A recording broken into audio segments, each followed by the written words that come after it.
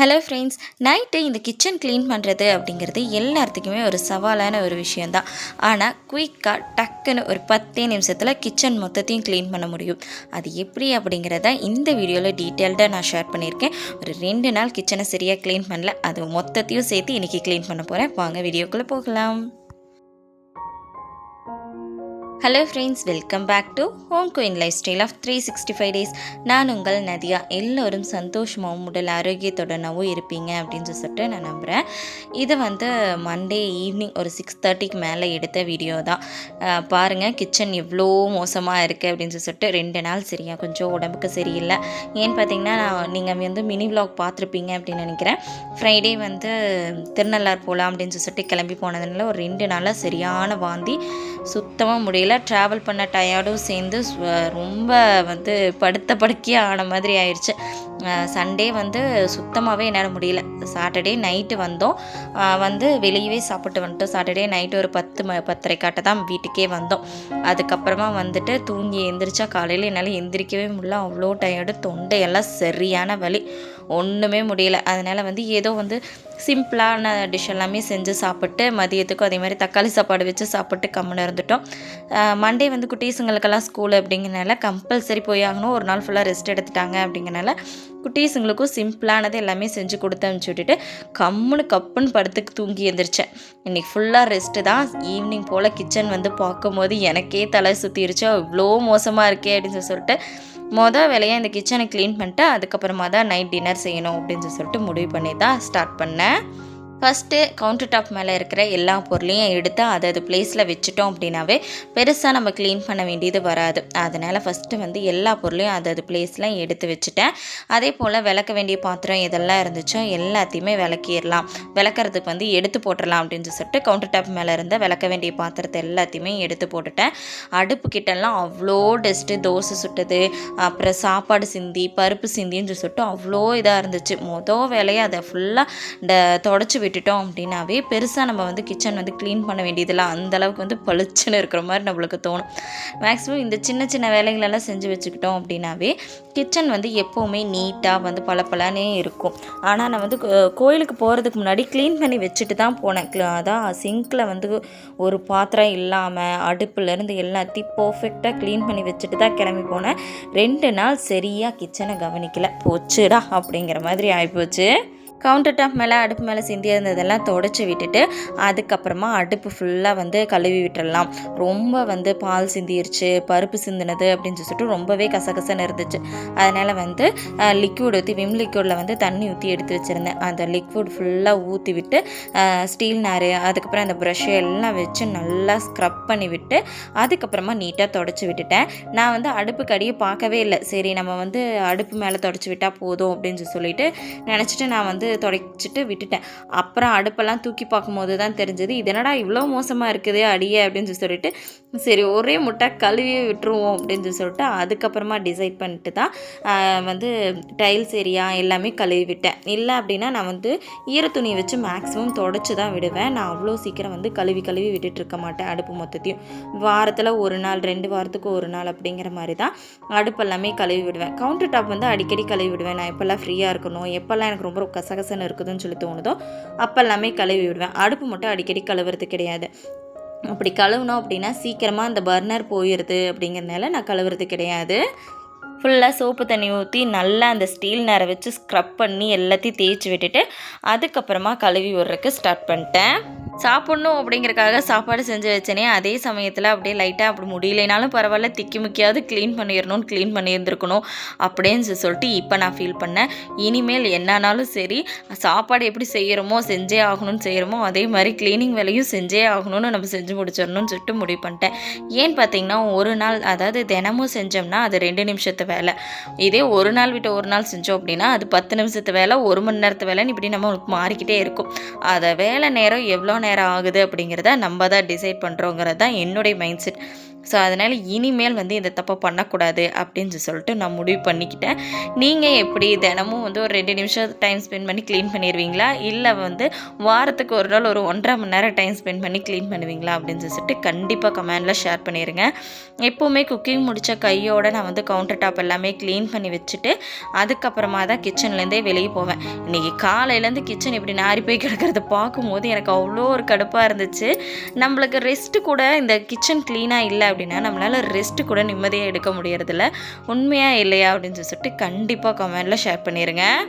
அடுப்பெல்லாமே கழுவி விட்டுட்டு கவுண்டர் டாப்லேருந்து எல்லாமே நீட்டாக தொடச்சி விட்டுட்டு உப்பு ஜாடி அந்த இடம் ஃபுல்லாமே எல்லாத்தையும் எடுத்து நீட்டாக தொடச்சி விட்டுட்டு அதுக்கப்புறமா நான் வந்து சாப்பரெல்லாம் யூஸ் பண்ணியிருந்தேன். அதனுடைய பிளேடுலேருந்து எல்லாமே இருந்துச்சு. கத்தியெல்லாம் கையில் பட்டுருச்சுன்னா அவ்வளோதான், நம்மளை ஒன்றும் பண்ண முடியாது அப்படின்னு சொல்லிட்டு அதெல்லாமே தனியாக கழுவி வச்சுட்டு அப்படியே வந்து அந்த அடுப்பு மேலே வைக்கிற அந்த ஸ்டாண்டையுமே ஃபுல்லாக நீட்டாக கழுவி எடுத்து வச்சுட்டேன். இதுக்கப்புறம் தாண்டா கிச்சனில் வந்து சாப்பாடு செய்யணுங்கிற எண்ணமே எனக்கு வந்துச்சு. அது வரைக்கும் எனக்கு வரவே இல்லை. எப்படியாவது கடகடன்னு க்ளீன் பண்ணி முடிச்சிடணும் அப்படிங்கிற ஒரு எண்ணம் மட்டும்தான் மண்டைக்குள்ளே இருந்துச்சு. அதுக்கப்புறமா தான் நைட் டின்னர் வந்து இன்றைக்கி பணியாரமும் கார சட்னி அப்புறம் தேங்காய் சட்னி இதை 2யும் சேர்த்து செஞ்சுக்கலாம் அப்படின்னு சொல்லிட்டு டிசைட் பண்ணி செய்யறதுக்கு ஸ்டார்ட் பண்ணிட்டேன். அது என்னவோ கிச்சன் மட்டும் க்ளீனாக இல்லை அப்படின்னா சாப்பாடு செய்யணும் அப்படிங்கிற எண்ணமே வர்றதே கிடையாது. அது இப்போன்னு இல்லை, எப்போவுமே எனக்கு அப்படி தான். அந்த கிச்சன் மட்டும் க்ளீனாக இருந்துச்சுன்னு வச்சுக்கிங்களேன், அதை செய்யலாமா, இது செய்யலாமா, இப்படி செஞ்சு சாப்பிட்லாமா, அப்படி செஞ்சு சாப்பிட்லாமான்னு தோணும். ஆனால் வந்து கிச்சன் மட்டும் க்ளீனாக இல்லைன்னு வச்சுக்கிங்களேன், எதையுமே செய்யறதுக்கு தோணாது. 2 நாளாக கடையில் சாப்பிட்டு எது சாப்பிட்டாலும் வாந்தி எடுத்துகிட்டு ஒன்றுமே வாய்க்கு பிடிக்காமல் இருந்துச்சு. இப்போ வந்து சரி ஒரு வழியாக நம்மளுக்கு பிடிச்ச மாதிரி நல்லா ருசியாக செஞ்சு சாப்பிட்லாம் அப்படின்னு சொல்லிட்டு தான் கார சட்னியும் தேங்காய் சட்னியும் டிசைட் பண்ணேன். பணியாரம் மட்டும் குட்டீஸுங்க முடிவு பண்ணது தான். நான் ஊத்தாப்பம் இல்லை ஆனியன் ஊத்தாப்பம் இந்த மாதிரி ஏதாவது பண்ணிக்கலாம் அப்படின்னு தான் மைண்ட் செட்டில் நினச்சிட்டு இருந்தேன். ஆனால் பாப்பா வந்து பணியாரம் இருந்து ஓகே பணியாரமே போட்டுருவோம் அப்படின்னு சொல்லிட்டு முடிவு பண்ணி கார சட்னிக்கு வணக்கறதுக்கு ஸ்டார்ட் பண்ணிட்டேன். நான் வந்து கார சட்னி எப்படி செய்வேன்னு பார்த்தீங்கன்னா, ஒரு 2லேருந்து 3 பெரிய வெங்காயம், 2 மீடியம் சைஸ் தக்காளி, அது கூடயே ஒரு கட்டி பூண்டு, அதுக்கப்புறம் வந்து காரத்துக்கு தேவையான அளவுக்கு வரமிளகா போட்டு நல்லா வணக்கி விட்டுருவேன். அது நல்லா வணங்கினதுக்கு அப்புறமா அது கூட தனியாக இன்னொரு கடாயை வச்சு 4 ஸ்பூன் வந்து கடலப்பருப்பு, 2 ஸ்பூன் உளுத்தம்பருப்பு போட்டு வறுத்து அது கூடயே போட்டு அரைச்சி வச்சுருவேன். இப்படி தான் நான் வந்து இந்த கார சட்னி நான் செய்வேன். இப்படி செய்கிறது தான் எனக்கு பிடிக்கும். அதே போல் தேங்காய் சட்னிக்கு வழக்கம் போல் தேங்காய், கடலை, மிளகா, உப்பு இது மட்டும்தான் போட்டு அரைப்பேன்.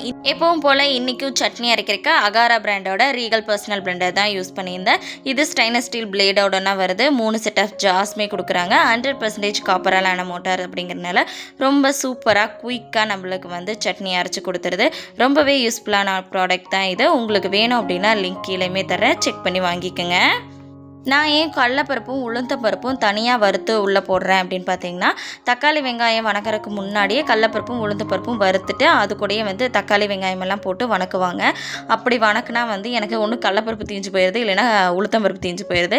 இந்த பிரச்சனையெல்லாம் இருக்க வேண்டாம் அப்படிங்கிறனால தனியாகவே நான் வறுத்து போட்டுக்கிறது. இப்படி போட்டுட்டோம் அப்படின்னா டேஸ்ட்டுமே நல்லா இருக்கிற மாதிரி எனக்கு ஃபீல் ஆகிறதுனால நான் இப்படி தான் இந்த கார சட்னி செஞ்சுட்ருக்கேன். நீங்களுமே ட்ரை பண்ணி பார்த்துட்டு எப்படி இருந்துச்சு அப்படின்னு சொல்லிட்டு கண்டிப்பாக கமெண்டில் ஷேர் பண்ணிடுங்க. சால்ட் உப்பு போட்டு வச்சுருந்த ஜாடி வந்து உப்பு முடிஞ்சிருச்சு. வெள்ளிக்கிழமை நான் போகிறதுக்கு முன்னாடியே, வெள்ளிக்கிழமையில் வியாழக்கிழமை ஈவினிங்கே வந்து இந்த உப்பு ஜாடியை கழுவி வச்சேன். அதில் உப்பு வந்து ஃபில் பண்ணி வைக்கவே இல்லை. சரி அதையுமே ஃபில் பண்ணி எடுத்து வச்சுட்டேன். இந்த மாதிரி இதெல்லாம் வந்து கை கெட்டுற தூரத்தில் இப்படி வந்து நம்ம ஃபில் பண்ணி வச்சுட்டோம் அப்படின்னா தான் நம்ம குக்கிங் பண்ணுறதுக்குமே ரொம்பவே ஈஸியாக இருக்கிற மாதிரி எனக்கு ஃபீல் ஆகும். நீங்கள் கை பக்கத்துலேயே எதெல்லாம் வச்சுக்கணும், அடுப்புக்கிட்டேயே எதெல்லாம் வச்சுக்கணும் அப்படின்னு சொல்லிட்டு வச்சுப்பீங்க அப்படின்னு சொல்லிட்டு கண்டிப்பாக கமெண்டில் ஷேர் பண்ணுங்கள். யூஸ்ஃபுல்லாக இருந்துச்சு அப்படின்னா நானுமே அதை ட்ரை பண்ணி பார்ப்பேன் இல்லையா?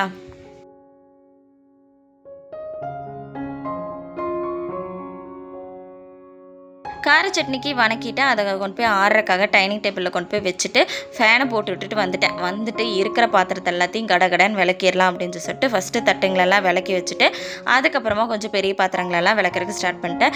விளக்கி முடிச்சதுமே அந்த பேசன் ஃபுல்லாகிடுச்சு. சரி அதை எடுத்து வச்சுட்டு திரும்ப விளக்குறதுக்கு ஸ்டார்ட் பண்ணிடலாம் அப்படின்னு சொல்லிட்டு விளக்குறதுக்குமே ஸ்டார்ட் பண்ணிட்டேன். டிஃபன் பாக்ஸ் எல்லாம் மட்டும் குட்டீஸுங்களோட டிஃபன் பாக்ஸ் எல்லாம் மட்டும் நான் இந்த கூடையில் வந்து கழுவி வச்சுருவேன். கரெக்டாக இருக்கும். 2 பேர்த்தோட டிஃபன் பாக்ஸும் இந்த கூடையில் விளக்கி வச்சேன் அப்படின்னா கரெக்டாக இருக்கும். நான் தனியாக வந்து நைட் ஃபுல்லாக அதை வந்து காயறதுக்கு விட்டுருவேன். அது ரொம்ப நேரம் அது ஈரமாக இருக்குது அந்த பேசனில் வச்சுருந்தேன் அப்படின்னா தேடி எடுக்கிறக்கும் கஷ்டமாக இருக்குது. அதே போல் ரொம்ப நேரம் வந்து அந்த இதுக்குள்ளேயே இருக்குது. சில டைம் வந்து ஆரோ வாட்டரை வந்து குட்டீஸுங்க ஓப்பன் பண்ணி விட்டுட்டாங்க அப்படின்னா டிஃபன் பாக்ஸ் எல்லாமே ஈரமாயிருது. அது வந்து எனக்கு அவ்வளோ ஹைஜீனிக்காக எனக்கு தோன்றது கிடையாது. அதனால் வந்து இந்த மாதிரி தனியாக கூடையில் வந்து கழுவி வச்சுருவேன். கழுவி வச்சுட்டு நைட்டு ஒன்று தூங்க போகிறதுக்கு முன்னாடி எடுத்து அசம்பிள் பண்ணி வச்சுருவேன். இல்லை அப்படின்னா மார்னிங் எடுத்து வச்சுருவேன். நம்ம பாத்திரம் விளக்கிட்டு இருக்கும் போது 7:45 மேலே ஆயிடுச்சு டைமே. சரி நம்ம வந்து பணியாரக்கல் அடுப்பில் வச்சு பணியாரம் சுட்டுக்கிட்டே நம்ம வந்து மீதி இருக்கிற பாத்திரத்தெல்லாம் விளக்கிடலாம் அப்படின்னு சொல்லிட்டு கடகடன்னு விளக்குறக்க ஆரம்பிச்சிட்டேன். நம்ம வந்து இப்போ அடுப்பெல்லாமே கழுவி விட்டதுனால இவ்வளோ நேரம் ஆயிடுச்சு. இல்லை அப்படின்னா கண்டிப்பாக டெய்லி ஒரு 2 நிமிஷம் ஒரு 5 நிமிஷம் அப்படின்னு சொல்லிட்டு நம்ம டைம் ஸ்பெண்ட் பண்ணோன்னு வச்சுக்கோங்களேன், கண்டிப்பாக கிச்சன் மொத்தமும் எப்போவுமே க்ளீனாகவே நம்மளால் மெயின்டைன் பண்ண முடியும். இப்போ புதுசாக வந்து மினி விலாக் ஷார்ட்ஸ்லேயே வந்து க்ளீனிங் சீரீஸ்ன்னு சொல்லிட்டு நான் ஆரம்பிச்சிருக்கேன். கண்டிப்பாக அந்த வீடியோஸ் வந்து ரெகுலராக நீங்கள் பாருங்கள். எப்படியெல்லாம் க்ளீனாக மெயின்டைன் பண்ணலாம் அப்படிங்கிறது உங்களுக்குமே ஒரு ஐடியா கிடைக்கும். அதனால் உங்கள் கிச்சனுமே எப்போவுமே க்ளீனாக மெயின்டைன் ஆகும். எங்கள் குட்டீஸுங்களுக்கு எம்டியான பணியாரம் தான் பிடிச்சிருக்கு. அது ஏன் தெரில. இந்த வெங்காயம் கேரட்டு இதெல்லாம் போட்டால் சூப்பராக இருக்கும். ஆனால் பாப்பா தம்பி அதை விரும்பி சாப்பிட மாட்டேங்கிறாங்க. இந்த மாதிரி வெறும் மாவு மட்டும் ஊற்றி பணியாரம் சுட்டு கொடுக்குறது தான் அவங்களுக்கு பிடிச்சிருக்கு. அதனால் இப்போல்லாம் வந்து கேரட்டு வெங்காயம் இதெல்லாம் கட் பண்ணி போடுறதே கிடையாது. இந்த மாதிரி வெறும் பணியாரம் மட்டும் ஊற்றி கொடுத்துறது. எனக்குமே வேலை மிச்சம், ஆளை விடுங்கடா சாமி அப்படின்னு சொல்லிட்டு இப்படி தான் பணியாரம் ஊற்றி கொடுக்குறேன். நீங்கள் பணியாரம் எப்படியெல்லாம் டிஃப்ரெண்ட்டாக செய்வீங்க அப்படின்னு சொல்லிட்டு ரெசிபியை கண்டிப்பாக கமெண்ட்ல ஷேர் பண்ணிடுங்க. பாத்திரமெல்லாம் விளக்கி முடிச்சுட்டு பணியாரத்தி அப்படியே சைட் பை சைட் பார்த்துக்கிட்டே வந்து சட்னியுமே நல்லா சட்னிக்கு வணக்கி வச்சதுமே நல்லா ஆறிடுச்சு. சரி நான் வந்து தேங்காய் அரைச்ச அதே ஜாரில் வந்து எடுத்து இதையும் போட்டு அரைக்கிறதுக்கு ஸ்டார்ட் பண்ணிட்டேன். அதை தனியாக கழுவணும் இல்லைங்களா, அதனால் ரெண்டுக்கும் ஒரே ஜார் அப்படின்னு சொல்லிட்டு 2 in 1 வந்து நான் யூஸ் பண்ணிக்கிட்டேன். தேங்காய் சட்னி அரைச்சிட்டு அதுக்கப்புறம் அதை வாஷ் பண்ணி வச்சுருந்தேன்னா திரும்ப இன்னொரு ஜார் எடுத்து அந்த சட்னி அரைச்சிருக்கணும். அதனால் சும்மா மட்டும் தண்ணி ஊற்றி கழுவி எடுத்து வச்சுக்கிட்டேன். அதனால் வந்து இப்போ இந்த கார சட்னியுமே வந்து இந்த ஜார்லேயே போட்டு அரைச்சி எடுத்து வச்சாச்சு. நம்மளுடைய வேலையை நம்ம தான் வந்து டைமுக்கு ஏற்ற மாதிரி நம்ம செஞ்சு வச்சுக்கணும்.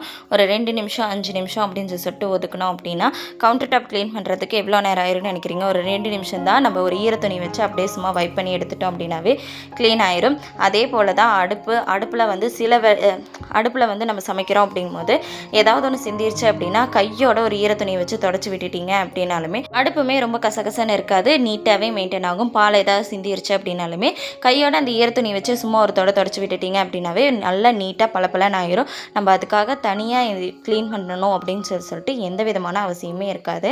அதே போல் சிங்கில் பாத்திரம் நிறையா இருக்குது அப்படின்னா கையோட வந்து பாத்திரம் நிறையா இருந்தாலும் சரி கொஞ்சமாக இருந்துச்சு அப்படின்னாலும் சரி, ஒரு ஸ்பூன் இருக்குது ஒரு தட்டு இருக்குது அப்படின்னாலுமே கையோட அதை விளக்கி வச்சுருங்க.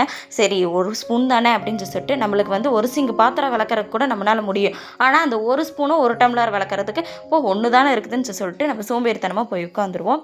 அந்த மாதிரி பண்ணாதீங்க. ஒரு ஸ்பூனோ ஒரு டம்ளரோ ஒரு சிங்க் பாத்திரம் தான். நம்ம அக்ஷய பாத்திரம் என்றைக்குமே வந்து காலியே இருக்கவே இருக்காது. அதுக்கு வந்து வாய்ப்பே இல்லை. யார் ஒருத்தர் எதையாவது ஒன்று கொண்டு வந்து போடத்தான் செய்வாங்க. அதனால் அதை கையோடு விளக்கி வச்சுட்டிங்க அப்படின்னா கிச்சன் எப்போவுமே க்ளீனாக இருக்கும். பாருங்கள் அப்படியே குக்கிங் முடிச்சுட்டு கிச்சன் எல்லாம் வந்து எப்படி க்ளீனாக இருக்குது அப்படின்னு சொல்லிட்டு ஃபஸ்ட்டு இந்த கிச்சனுக்கும் இப்போ இருக்கிற கிச்சனுக்கும் நீங்களே பார்க்கும்போதே உங்களுக்கே தெரியும். ஒரு 2 நாள் நம்ம ரெஸ்ட் எடுத்துட்டோம் அப்படின்னா வீடு கிச்சன் எல்லாமே நாரி போயிடும். உண்மையாக இல்லையா அப்படின்னு சொல்லிட்டு கண்டிப்பாக கமெண்ட்டில் ஷேர் பண்ணிடுங்க. வீட்டோட ஹார்ட்டு கிச்சன் அப்படின்னு சொல்லிட்டு சொல்லுவாங்க.